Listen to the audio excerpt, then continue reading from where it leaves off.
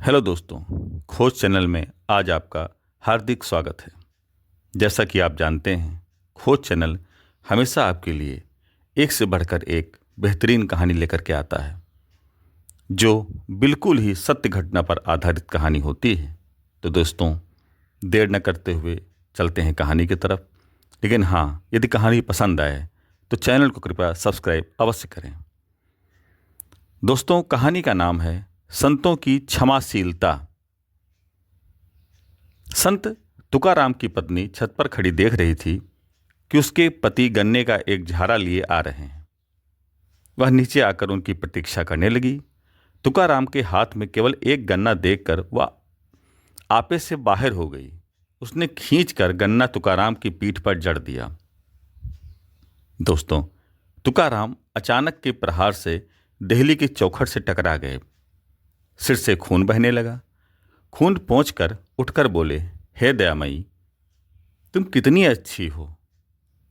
जिस गन्ने को तोड़ने की जहमत मुझे उठानी पड़ती, उसके 2 टुकड़े तूने कर दिए। ले, एक तू खा, एक मैं खाऊं। रावण का पद प्रहार सहकर भी विभीषण ने इतना ही कहा, आप मेरे पिता के समान हैं। आप राम की शरण में जाकर ही चैन से रह सकेंगे।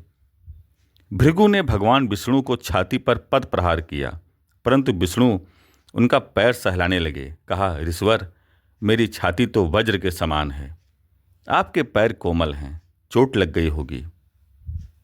दोस्तों, भगवान बुद्ध को जब एक व्यक्ति ने आधे घंटे तक गालियां दी तो वे बोले, मुझे दूसरे गांव जाना है। यदि और गालियां बच गई हों तो कल मैं यहीं पर इसी समय आऊँगा। आदमी पानी पानी हो गया। दोस्तों, रामकृष्ण परमहंस एक भक्त के यहाँ भोजन के लिए निमंत्रित थे, किंतु बहुत देर तक भी जब उस व्यक्ति ने उनकी सार संभाल नहीं की तो उनके साथी ने कहा, चलिए महाराज, यहाँ से चलते हैं। तब परमहंस बोले, इतनी रात को खाना कहाँ खाऊंगा? 30 पर गाड़ी का किराया 3 रुपया कहाँ से दूंगा? इतने में ही भक्त को अपनी गलती का एहसास हुआ। वह दौड़ा हुआ आया और क्षमा याचना की। रामकृष्ण हंसने लगे। दोस्तों, रमण महर्षि के आश्रम में कुछ चोरों ने आकर महर्षि की पिटाई की और धन संपत्ति बताने को कहा। सुबह पुलिस के पूछने पर वे इतना ही बोले, कुछ नादान रात में यहाँ आए थे। हंसते हुए बोले, उन्होंने मेरी पूजा भी की, किंतु मुझे उनके प्रति कोई शिकायत नहीं की और ना ही मुझे कोई उन पर शिकायत है। संत एकनाथ गोदावरी में स्नान किया करते थे। इससे चिढ़कर एक दिन एक पठान ने उन पर 108 बार थूका। संत ने कहा, मुझे गोदावरी में स्नान का आज खूब अवसर मिला। पठान ने लज्जित होकर क्षमा मांगी।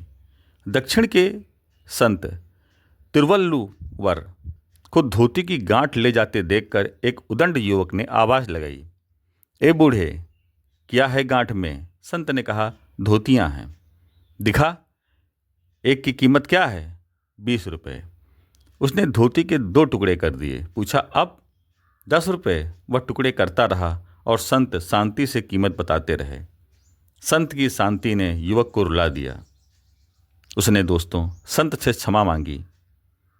दोस्तों, सुकरात पत्नी के भुनभुनाने के बाद भी जब अपनी मित्र मंडली से बात करना बंद नहीं किए तो पत्नी ने गंदा पानी उन पर उड़ेल दिया।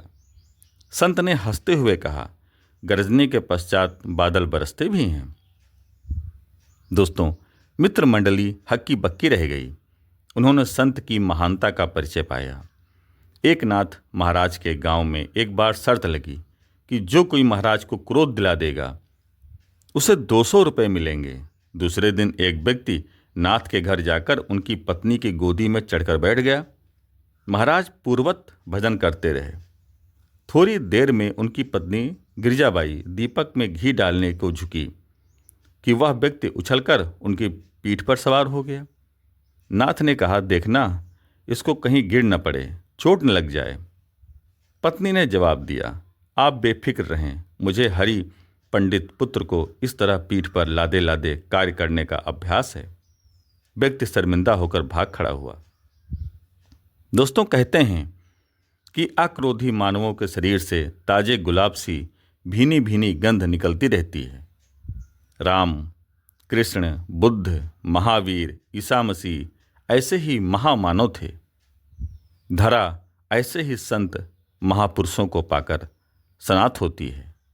तो दोस्तों, यह एक कहानी जो हम लोगों के जीवन में खासकर क्रोध के लिए मार्गदर्शन करती है, आपको कैसी लगी? कहानी यदि अच्छी लगी हो तो चैनल को सब्सक्राइब अवश्य करें। धन्यवाद। जय हिंद, जय भारत।